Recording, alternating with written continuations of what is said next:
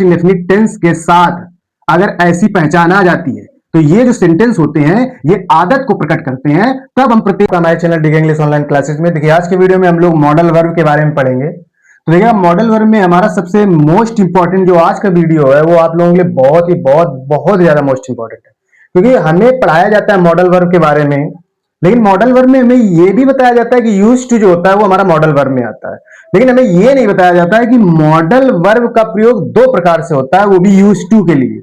देखो दूसरी modal verb जो होती है जैसे कैन, कुड, मे, माइट, वो पूर्णतः मॉडल वर्ब्स होती हैं, लेकिन जो हमारे ये यूज्ड टू होता है ये दो प्रकार से मॉडल वर्ब होता है। बहुत ध्यान समझिएगा, फिर इसका आगे हम लोग यूज कैसे किया जाएगा ये भी पढ़ेंगे। तो सबसे पहली चीज ये है कि ये एक मॉडल वर्ब है, मॉडल वर्ब, ठीक है। लेकिन किस प्रकार की मॉडल वर्ब है? ये है हमारी सेमी मॉडल वर्ब। कौन सी है? Semi modal verb. अब आप कहेंगे कि मॉडल वर्ब क्या होती है, सेमी मॉडल वर्ब क्या होती है? अब मतलब आपके मन में ये तो आएगा ही ना कि भाई हमने तो मॉडल वर्ब पढ़ा है, can, could, may, might, would, should जो भी होती है, लेकिन ये सेमी मॉडल वर्ब कहां से आ गया? तो हमेशा याद रखिएगा कि ये जो यूज टू होता है ये हमारा सेमी मॉडल वर्ब होता है, ना कि मॉडल वर्ब होता है।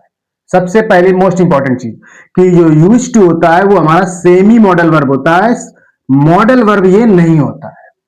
तो अब हम समझेंगे कि सेमी मॉडल वर्ब का मतलब क्या होता है। पहले ये समझेंगे फिर आगे बताएंगे हम आपको कि यूज टू का प्रयोग किया कैसे जाता है सेंटेंस में, और पता कैसे चलता है हमें कि इसमें यूज टू का ही प्रयोग होगा। तो बहुत ध्यान से पहले इसको समझ लेते हैं, बहुत ही मोस्ट इंपॉर्टेंट चीज है ये। देखिए सेमी मॉडल वर्ब वो वर्ब होती है जो दो प्रकार से काम करती है, दो प्रकार से, मतलब दो क्वालिटी जिस वर्ब में होंगी वही सेमी मॉडल वर्ब होगी। कौन कौन सी? अगर कोई वर्ब हेल्पिंग वर्ब का कार्य करे, हेल्पिंग वर्ब के रूप में, मतलब जैसे कोई भी वर्ब हो वो हेल्पिंग वर्ब का कार्य करती हो और इसके बाद वो मेन वर्ब का भी कार्य करे, क्या आएगा? मेन वर्ब का।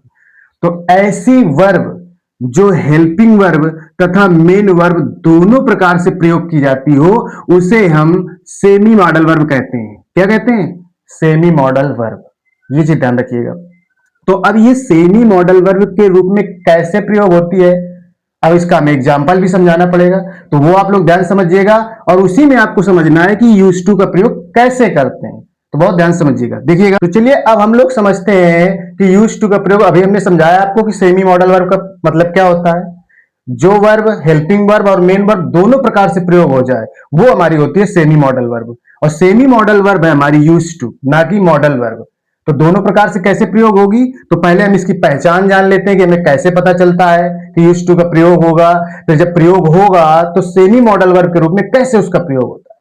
तो देखिएगा सबसे पहले तो यूज टू की पहचान लिख लीजिए कि हमें कैसे पता चलता है कि इस वाक्य में हमारा यूज टू का ही प्रयोग होगा। तो पहचान क्या होती है? जिस वाक्य के अंत में आ प्लस आ शब्द, बहुत ध्यान समझिएगा, आ प्लस लिखा हो करता था, करती थी, करते थे, ऐसा आ जाए। अगर जिस वाक्य में आ प्लस करता था, करती थी, करते थे आ जाए तो उसमें हम यूज टू का प्रयोग करते हैं। और क्यों करते हैं वो हम एक एग्जाम्पल से समझेंगे। पहले हमें पहचान के रूप में एग्जाम्पल समझना है। मान लो जैसे एक वाक्य हमने यहां पे लिखा कि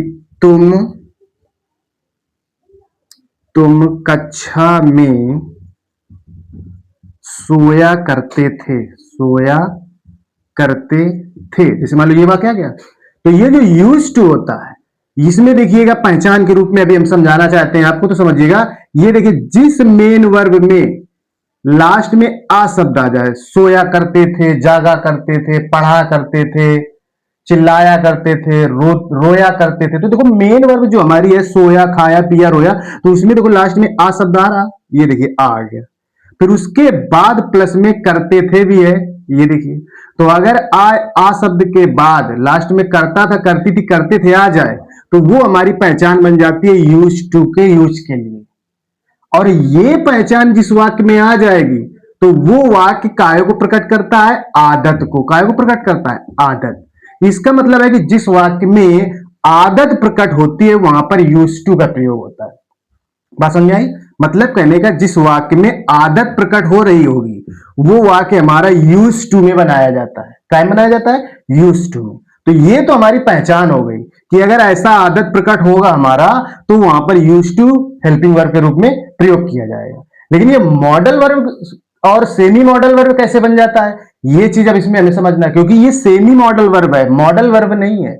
तो ध्यान, क्योंकि दो प्रकार से काम करेगी, या तो ये वर्ब के रूप में हेल्पिंग वर्ब के रूप में काम करेगी, और या तो ये काम करेगी आपकी मेन वर्ब के रूप में। तो दोनों के रूप में काम करना हमने अगर दिखा दिया यहां पर, तो इसका मतलब है कि ये सेमी मॉडल वर्ब ही है। तो देखिएगा, और ये एक चीज और ध्यान दीजिएगा, ये पास्ट इंडेफिनिट टेंस पर आदत प्रकट होने पर ही यूज टू का प्रयोग होता है। सबसे पहली चीज ये भी ध्यान रखिएगा कि पास्ट इंडेफिनिट टेंस के साथ अगर ऐसी पहचान आ जाती है तो ये जो सेंटेंस होते हैं ये आदत को प्रकट करते हैं, तब हम प्रत्येक कर्ता के साथ यूज टू का प्रयोग करते हैं सेमी मॉडल वर्ब के रूप में। तो अब ये हो गया तुम्हारा पहचान के साथ साथ उसकी जो मतलब कारण होता है कि आदत प्रकट होने पर। ठीक है, अब देखिए जैसे इसको हमें बनाना है तो ये बन जाएगा यू, इसके बाद यूज्ड टू। अब ये देखो यहां पर क्या आया, कर्ता के बाद सहायक क्रिया के रूप में यूज हुआ यूज टू। इसके बाद मेन वर्ब की फर्स्ट, हमेशा याद रखिएगा यूज टू के बाद हमेशा मेन वर्ब की फर्स्ट फॉर्म ही आती है। तो यहां पर यह स्लीप कक्षा में, तो इन द क्लास हो जाएगा। क्या हो जाएगा, इन द क्लास। तो ये हो गया हमारा यूज टू का प्रयोग। आदत प्रकट होने पर पास्ट इंडेफिनिट टेंस पर यूज टू का प्रयोग होता है, तो वो हो गया। अब यहां पर हमने क्या अभी बताया था कि मैं आपको बताऊंगा कि सेमी मॉडल वर्ब इसे क्यों बोला जाता है। अब देखिए यहां पर ये साधारण वाक्य बना हुआ, कर्ता, सहायक क्रिया, मुख्य क्रिया, कर्म। तो इसका मतलब है यहां पर अभी सहायक क्रिया के रूप में यूज टू प्रयोग हुआ है, ये पास्ट इंडेफिनिट टेंस पर ही होता है, ये भी क्लियर है। अगर हमें इसी वाक्य का नकारात्मक बनाना हो, मान लो जैसे इसी वाक्य को हम नकारात्मक बना रहे हैं, तो देखिएगा तुम कक्षा में नहीं सोया करते थे, ये अगर हम इसको बना दें नकारात्मक, ध्यान देना नकारात्मक वाक्य, तुम कक्षा में नहीं सोया करते थे, करते थे, ये चीज।